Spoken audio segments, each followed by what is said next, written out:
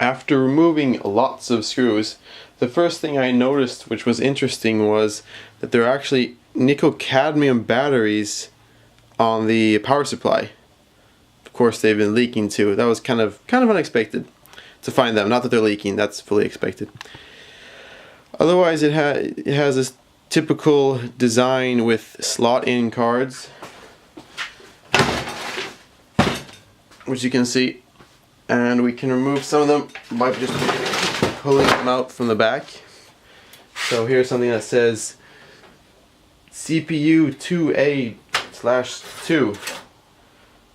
So one that could probably be a microprocessor, and these are EPROMs.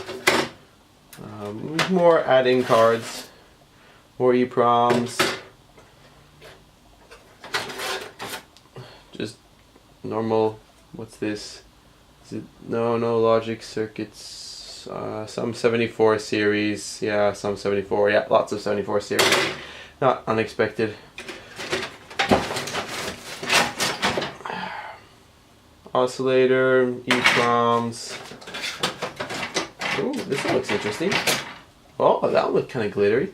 Cypix. I don't know what that is. Don't know what that is. That one was also pretty cool too. That was an interesting card. There we go. Here's another one. Ah, this one has an Intel 8086-2, so it's probably 2 megahertz. So that's what it looks like on the inside, basically. There are also